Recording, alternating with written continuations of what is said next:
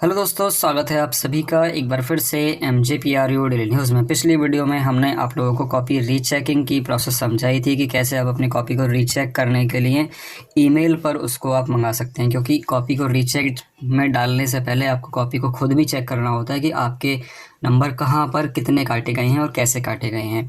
तो वही कॉपी आज हमारे पास एक आ चुकी है जो पिछले हफ्ते हमने ईमेल पर मंगाई थी। तो ये पूरी प्रोसेस मैं एक बार पिछली वीडियो में आप लोगों को समझा चुका हूँ, फिर भी आपको मैं बता देता हूँ कि कॉपी आपकी कैसे ईमेल पर आती है। देखो, कॉपी ईमेल पर मंगाने के लिए सबसे पहले आप लोगों को प्रशासनिक भवन जाना होगा यूनिवर्सिटी के।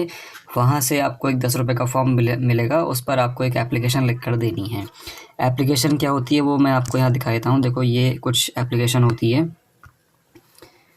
एप्लीकेशन जो है कुछ ऐसी लिखी जाती है जिसमें आपको यहाँ पर ये जन सूचना अधिकारी के फेवर में देनी होती है। जन सूचना अधिकारी कुल सचिव महात्मा ज्योतिबा फुले रोहिलखंड यूनिवर्सिटी बरेली।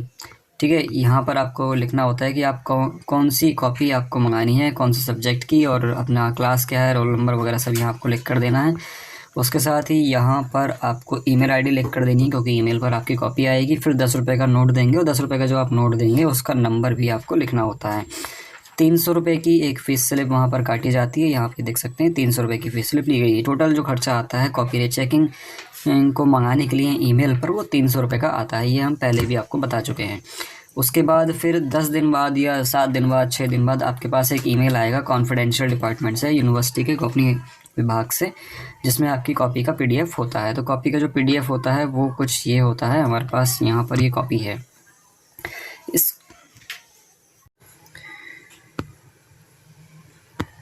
इस कॉपी को अगर आप देखें तो कॉपी में यहाँ पर ये आपका जो सब्जेक्ट है, मैं आप लोगों को बता देता हूँ कि कौन सा सब्जेक्ट की कॉपी हम यहाँ देख रहे हैं। ये 20 दिसंबर 2023 में पेपर हुआ था। BSc थर्ड सेमेस्टर का 40203 पेपर कोड है, और पेपर का नाम है केमिस्ट्री का पेपर है ये। ठीक है, केमिस्ट्री का जो पेपर है, यहाँ पर आपको केमिस्ट्री नहीं लिखना होता है। केमिस्ट्री का जो सब्जेक्ट है वो आपको यहाँ पर लिखना होता है। ठीक है, तो यहाँ पर इसको 0 नंबर दिया गया है सेक्शन 1 में, जिसमें 10 क्वेश्चन थे। फिर सेक्शन 2 में, जिसमें शायद 2 क्वेश्चन करने थे, उसमें भी 0 नंबर दिया गया है। और सेक्शन 3 में, जिसमें 25 नंबर का एक क्वेश्चन था, उसमें भी यहाँ पर 1 नंबर दिया गया है। अब ये जो प्रॉब्लम है ना बरेली कॉलेज में, ये हर स्टूडेंट की प्रॉब्लम है कि इसको 0 1 नंबर क्यों दिया गया है, क्या कारण है 0 1 नंबर दिया गया। तो यहाँ पर हम आपको बता सकते हैं कि क्या कारण है और क्यों दिया गया है। सभी स्टूडेंट को 0 1 8 9 करके नंबर नहीं दिए गए हैं। कुछ स्टूडेंट को ज़्यादा भी नंबर दिए हैं, कुछ स्टूडेंट पास भी हैं, कुछ स्टूडेंट के नंबर बहुत अच्छे भी हैं। हमारे पास सभी तरह के रिजल्ट आए थे जब हमने आपको पूछा था कि आप लोगों के रिजल्ट में कोई प्रॉब्लम तो नहीं है। मैं इस कॉपी को ज़्यादा डिटेल में तो एनालाइज़ नहीं करूँगा, लेकिन फिर भी मैं आप लोगों को एक मोटे मोटे तौर पर कुछ चीज़ें हैं यहाँ पर आपको बता देता हूँ कि जिसकी वजह से 0 नंबर मिला है। यहाँ पर ये सेक्शन A बिल्कुल ठीक लिखा हुआ है। फिर एक क्वेश्चन नंबर 1, यहाँ पर क्वेश्चन नंबर 1A डालना था, क्योंकि ये आपके जो सेक्शन A से क्वेश्चन नंबर 1A है। ठीक है, फिर आंसर यहाँ लिख दिया है, यहाँ पर भी 1A डालना था। और उसके बाद ये लाइन जो यहाँ पर खींची हुई है ना, ये भी यहाँ पर नहीं खींचनी थी। ये शॉर्ट आंसर टाइप क्वेश्चन, ये भी यहाँ पर इनको नहीं लिखना था। ठीक है, बाकी सब कुछ ठीक है, इसमें कोई प्रॉब्लम वाली बात नहीं है। ये एक मिस्टेक है। उसके बाद जब आपने यहाँ आंसर 1 डाल दिया, तो उसी सेक्शन का आपको यहाँ पर जो क्वेश्चन आप कर रहे थे वो 1B था, लेकिन इन्होंने क्या लिख दिया यहाँ पर, आंसर 2। ठीक है, ऐसे ही करके बहुत सारी इन्होंने गलतियां कर रखी हैं कॉपी में। मतलब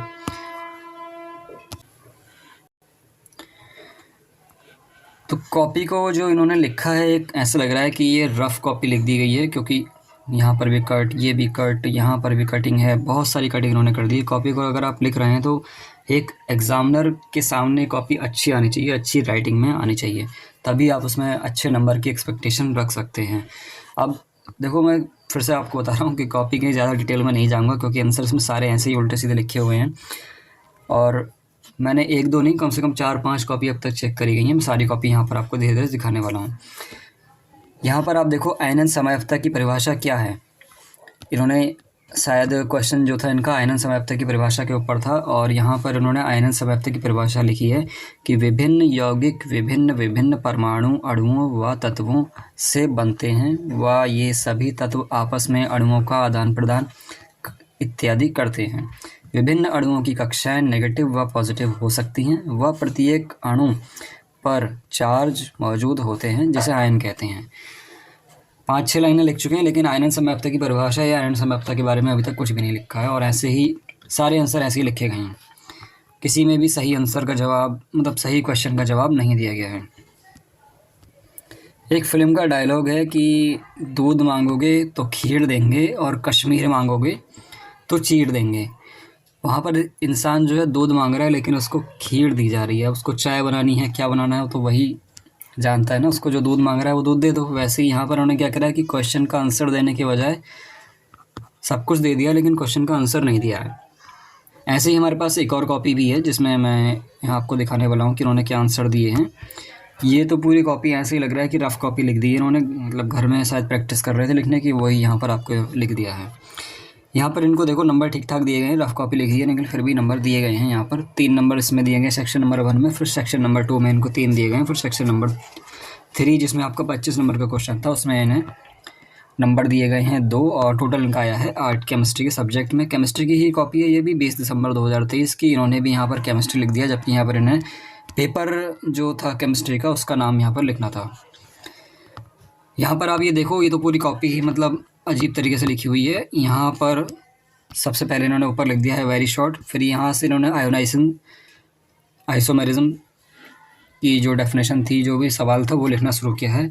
कॉपी पूरी हिंदी में लिखी गई है लेकिन हेडिंग को इन्होंने इंग्लिश में लिख दिया है, पता नहीं क्यों लिखा है। ठीक है, पहली गलती तो यही है इनकी। अब इन्होंने यहाँ पर क्वेश्चन नंबर 1A यहाँ पर लिख दिया है, ठीक है, वेरी शॉर्ट यहाँ पर लिखा है। अब नीचे तक अगर आप देखो तो आपको एक नज़र में ये नहीं पता लगेगा कि ये आंसर कहाँ ख़त्म हो रहा है, ऐसा लग रहा है कि ये आंसर यहाँ ख़त्म हो गया। लेकिन इस बीच में अगर आप देखें तो इन्होंने यहाँ पर क्वेश्चन नंबर 1B करा है, फिर यहाँ पर एक और क्वेश्चन उन्होंने सॉल्व किया, question number 1C, question number 1D। ऐसे करके इन्होंने क्वेश्चन के कम से कम 5-6 क्वेश्चन इन्होंने सॉल्व करे हैं, लेकिन ये नहीं पता लग रहा है कि कौन सा क्वेश्चन का आंसर कहाँ पर ख़त्म हो रहा है, किसका आंसर दिया जा रहा है। हिंदी इंग्लिश सब इन्होंने लिख दिया है। हिंदी में अगर आप कॉपी लिख रहे हैं तो हिंदी में ही कॉपी लिखें, अगर आप इंग्लिश में कॉपी लिख रहे हैं तो इंग्लिश में ही कॉपी लिखें। बहुत सारे कॉलेज के बहुत सारे टीचर्स कहते हैं कि आप मिक्स अगर लैंग्वेज लिखते हैं तो हम अच्छे नंबर देते हैं। अब वही अच्छे नंबर यहाँ पर दिख रहे हैं आपको, ठीक है, कि कितने अच्छे नंबर दिए गए हैं। ऐसा कुछ नहीं होता, जैसा आपको मीडियम आपने चूज़ किया हुआ है। हिंदी अगर आप लिख रहे हैं तो हिंदी में ही पूरी कॉपी लिखें, और अगर आप इंग्लिश में लिख रहे हैं तो इंग्लिश में ही पूरी कॉपी लिखें, ठीक है। उसके बाद इनके भी 2-4 अगर सवालों पर के जवाब आए हैं वो भी आप देख लें। तो यहाँ पर एक लास्ट तलीय प्रिंसिपल की डेफिनेशन पूछी गई थी, लास्ट तलीय की डेफिनेशन और उदाहरण सहित इनको बताना था। तो उन्होंने लास्ट तालिये की डेफिनेशन क्या लिखी है यहाँ पर आप देख सकते हैं कि लास्ट तालिये ने एक यौगिक की कंसंट्रेशन पर एक नियम दिया जिसे लास्ट तालिये का नियम कहते हैं, ठीक है, ये इनकी डेफिनेशन है। फिर उसके बाद लिखा है कि इस नियमानुसार जब किसी यौगिक को अपनी रिएक्शन को कंप्लीट करने की आवश्यकता होती है तो वह रिएक्शन के रिएक्टेंट से क्रिया करके अपने प्रोडक्ट को संपूर्ण कर लेता है। इस प्रकार लास्ट तालिये के नियम अभिक्रिया में उसकी नीड के अकॉर्डिंग हीट के लिए यूज़ किया जाता है। देख रहे हैं आप क्या लिखा गया है आंसर और क्वेश्चन ने क्या डिमांड की थी। ऐसे ही बहुत सारे हैं, इन्होंने भी काफ़ी ज़्यादा पेज लिख दिए हैं, करीब 21-22 पेज इन्होंने भी लिखे हैं। पिछली कॉपी में भी इन्होंने 25 पेज पूरे लिखे थे, लेकिन नंबर 0 और 8 दिए गए थे। तो मुझे लग रहा है कि अब जो बरेली कॉलेज के स्टूडेंट हैं, जिन लोगों को ये लग रहा था कि उनके 0, 1 नंबर, 8 नंबर दिए गए हैं, वो गलती से दिए गए हैं। तो यहाँ पर 2-3 कॉपी का एनालिसिस देखकर आप लोगों को पता लग गया होगा कि आप लोगों के 0 या 1 नंबर क्यों दिए गए हैं। अगर आप भी कॉपी रीचेकिंग की प्रोसेस में डालना चाह रहे हैं तो रीचेकिंग की प्रोसेस डालने से पहले आप लोग ये ज़रूर जान लें, अपने दिमाग में रख लें कि 310 रुपये खर्चा होने वाला है। अगर आप बाहर से आने वाले हैं तो मैक्सिमम आपके 500 रुपये तो लगेंगे ही लगेंगे, ठीक है, ज़्यादा भी लग सकते हैं आपके। और जो बैक के फॉर्म की फ़ीस है वो कुल 1025 रुपये है, ऑनलाइन जो जमा होगी। बाकी 100-200 रुपये जो आपके कॉलेज वाले ले रहे हैं वो तो अलग ही है। तो 1200-1300 रुपये में आपको बैक का फॉर्म डल जाएगा। अगले सेमेस्टर में आप बैक का फॉर्म डालेंगे। लेकिन अगर आप रीचेक की प्रोसेस भी डालना चाहते हैं तो आप अपने आप को पूरा संतुष्ट कर लें कि आपने जो आंसर लिखे हैं बिल्कुल वही एक्यूरेट आंसर होना भी चाहिए। इस क्वेश्चन का लिखा कुछ और है, क्वेश्चन ने कुछ और मांगा है, तो फिर वो कुछ फ़ायदा नहीं है, आपके पैसे वेस्ट ही हो रहे हैं। कुछ स्टूडेंट हैं ऐसे जो वाकई में मतलब लगता है उन्हें कि उनके आंसर भी ठीक हैं और उनके नंबर गलत दिए गए हैं, तो वो लोग डाल सकते हैं, उनको लिए कोई मनाही नहीं है। लेकिन जिनके नंबर मतलब कॉपी में है ही नहीं और उन्हें लग रहा है कि भैया हमारे नंबर बढ़ जाएंगे ऐसी कॉपी रीचेक की डालने से, तो ऐसे नहीं बढ़ते हैं। आपके जो बिल्कुल आंसर जो होते हैं वो एक्यूरेट होने चाहिए, तभी आपके नंबर बढ़ेंगे कॉपी में।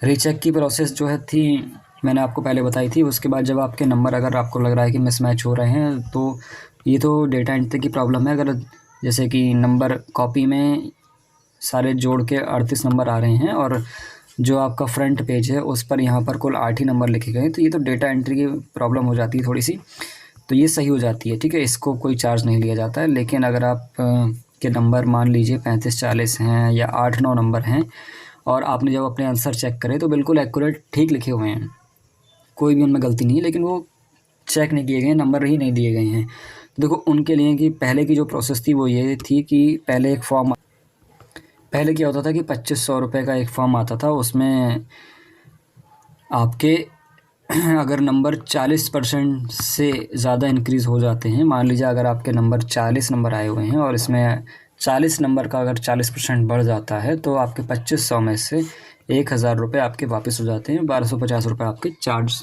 ले लिए जाते हैं वहाँ पर। 2500 रुपये आपके जमा होने ही होने होते हैं। ठीक है, और अगर आपके 40% नंबर से नहीं बढ़ते हैं तो 2500 रुपये आपके पूरे चले जाते हैं फिर वो। तो लगभग यही प्रोसेस अभी भी चल रही होगी, क्योंकि नए स्टूडेंट ने अभी तक कॉपी रीचेक के लिए नहीं डाली है, बस कॉपी देख रहे हैं और जब वो देख ले रहे हैं अपना आंसर को तो फिर वो खुद ही शर्म से मतलब बैठ जा रहे हैं। तो कॉपी रीचेक के लिए कोई नहीं डाल रहा है। वैसे अगर कोई नई प्रोसेस हमें पता लगती है तो हम अपनी वीडियो में आप लोगों को इन्फॉर्म कर ही देंगे। बाकी चलिए फिर मिलते हैं नेक्स्ट किसी इन्फॉर्मेटिव वीडियो में।